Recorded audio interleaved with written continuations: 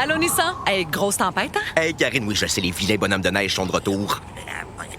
Mais avec le Nissan Rogue à traction intégrale, c'est pas stressant. Exact, il est conçu et testé pour nos hivers. Oh, Karine, il y a un bonhomme dans le Rogue. Ah, c'est correct. J'ai allumé les sièges chauffants. Ah, bien joué, Karine. Maîtrisez toutes les conditions. Louez le Rogue S 2026 à partir de 0,4% jusqu'à 36 mois, incluant une réduction fidélité de 0,5% pour les clients Nissan admissibles. Jusqu'au 2 mars, sur approbation de crédit, les conditions s'appliquent. Détails chez Nissan.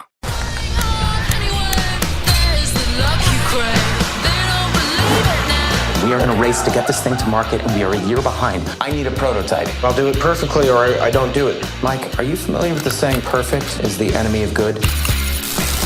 Well, good enough is the enemy of humanity.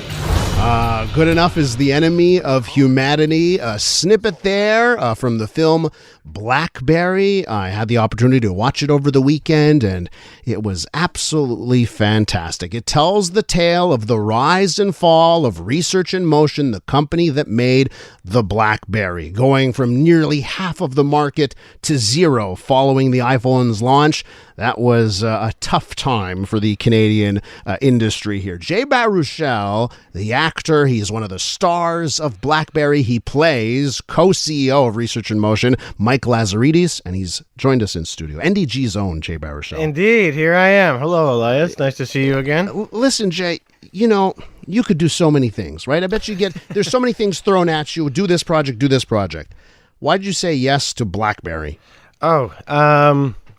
Number one, it was a spectacularly written script, and I had been a fan of the filmmaker, Matt Johnson, for quite some time, and he and I got on pretty well, or got on like a house on fire, so we enjoyed each other's company, and he was like asking if, I'd want to do this movie about the BlackBerry, and I pulled one out of my pocket, because I was one of those annoyingly stubborn folks that had one until literally 2 years ago. Halfway through the pandemic is when I got rid of my last BlackBerry. Like that, and I'll say this, my hokey kind of patriotism, or it could be accused of being nationalism sometimes, but it's on my sleeve. And yeah, it was a combination of everything I want to do. I want to make kind of good movies, and I want to tell stories about this place, and I want to do it with people that do it well. And it just so happened that it was like about the only product that I've ever had any semblance of brand loyalty towards, and or a love, because you talk to people, right, and they called them crackberries for a reason, because they were addictive, right? And people people who use BlackBerries love them, right? And so is that part of the reason why you said, okay, this has got to happen? I love that machine. And it was just like, it's still the best way to kind of talk and communicate, and it wasn't filled with a bunch of nonsense I didn't need. Like, it had no Face app or whatever the hell that crap is. But also, it was designed and developed and manufactured in large part, for the most part, here, and that's a rarity, especially in the 21st century. So it was like, every time I bought it, I felt like a few Canadians had a job. So it's tough to tell Canadian stories at times and be seen everywhere, right? To make it to the big screen and make it as a movie that'll be seen in the States.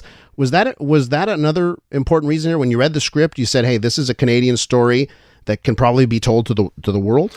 Yeah, I think every Canadian story could be told to the world. Whether or not it gets there is like something that I have very little control over, but it was something we created that connected with the entire world, and it is an absolutely profound bit of innovation.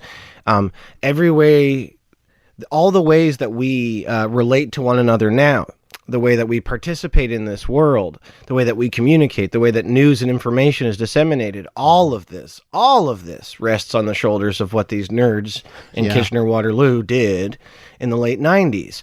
And they're not household names, and there isn't a cult of personality around them like there is around pretty much every American entrepreneur and innovator.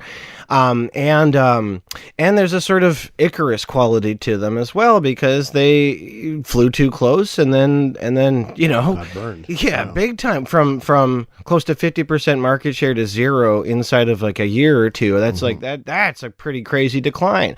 So that's great epic drama, and it's also how we got to where we are now.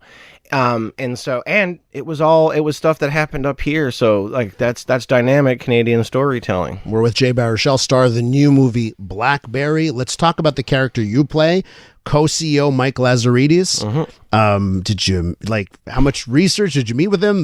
How did you get into the mindset of this character in this movie? Yeah, there is such an arc for this character, right? So tell me about playing him. So most of my work was, my job was to play the guy written in the script, the way that they expressed Mike in that story. And so I had to be the steward of that.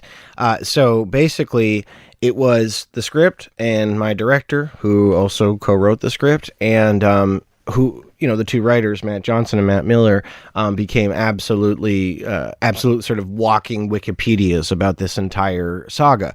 So I could pump them for info about anything. All of us made a real effort to keep away from the real fellows as much as we could, because the minute that we know them, we're going to have some degree probably of affinity for them, and that will inform even subconsciously how we approach it. No matter what, if we knew them, it would be a version of propaganda. And so I did a bit of homework, but really I wasn't in a recreation in a documentary. Yeah. I'm in this movie, which, we traffic in myth and poetry and allegory. And so that means that the Mike I was playing was the Mike off the page. And the ensemble here, the guy who plays Jim Balsillie, right? Glenn, yeah. And let me tell you something. I saw a photo from the Toronto premiere. Tonight's the Montreal premiere. Yeah, that's right. Jim Balsillie showed up. Yes, he did. At the Toronto premiere. It was crazy, man. The film doesn't make him look that good. Crazy, man. It was crazy. Yeah, that was a trip. To his credit, he's being a very, very, very good sport about it. Really, he was like, no chirps, nothing, no chip on his shoulder, really psyched to be there. There was an article last week because they organized a private screening for him a few weeks ago, and then he did an interview last week about his thoughts on it, and he basically lists all these things that we got wrong. I didn't have masks in my office and all this stuff, and all of that is 100%. Yes, he did. We have photos of it. He's a man in his 60s reflecting on stuff that happened 30 years ago, right? Yeah. And that version of him is the sort of flashpoints distilled into a person, right? And so you're not going to remember that stuff. You're going to remember all the nuance in between. So I think what he said after the first screening was, I was a lot more fun than that. But I, he was in very good spirits. He was certainly much, more lighthearted about it than I would be if it was me. Yeah. One of the things I enjoyed about the movie so much is that, I guess it's a period piece at one point. Yeah, if you're in the end of the 90s and beginning of the 2000s and mid 2000s, till everything happens at BlackBerry, it was just so authentic. Like there were so many, whether it's the music or just the set design and that crazy kind of stuff. Good. Was that fun for you to go back to that period? Incredible. The production design in this movie is like, par excellence. It was such a trip to show up every day and be like, oh, there's the old Shoppers Drug Mart logo. Oh, there's muffins or whatever and all this crap, all this ephemera from my teenage years. And so the movie functions as many things, and one of the kind of little bits of gravy at the end is it is also very much a love letter to late 90s, early 2000s Canada, which who hasn't been clamoring for that. Well, but that's one of the reasons I love the movie, right? Because it brought me back back. The acting was stellar. You know, the sets and everything, and the story. I mean, you know, that last, and I don't want to spoil anything for people who are going to go see this, but that last scene with you and the boxes, I'm just like, what a great movie. Yeah, and I think a version of that actually happened.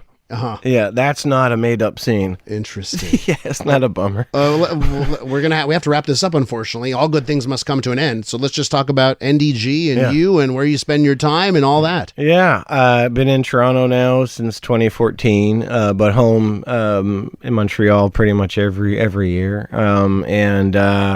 Yeah, and when circumstances dictate that it's feasible, I'll keep a pied a terre and all that stuff here. But no, I am often homesick, and and I have quite a good life in Toronto, and a lovely wife, and now my mom and stepdad are down the street from us, and now my sister and her husband and their kid are there, so we're all there. But yeah, we're all bonded by a sort of shared homesickness for the dozen blocks between Decarie and Cavendish off of Sherbrooke. Oh yeah, and yeah, that's what I miss. That's if I'm being honest, that's what I miss. I never I wasn't hanging out at Place des Arts or anything like that, or walking through Mile End. I miss NDG, especially in the summertime. NDG actors, it's Shatner and you. I mean, this is the 1-2 punch, right? Not bad, not bad at all. Yeah. May 12th is when it's in theaters. Yes, sir. BlackBerry arrives in theaters May 12th. The man right there, Jay Baruchel, plays co-CEO of BlackBerry, Mike Lazaridis. Real pleasure. I'm so happy that our paths have crossed a couple of times. A few times, Elias. Yes. Thank you for having me. Be well, Jay. Thanks so much. Likewise, buddy.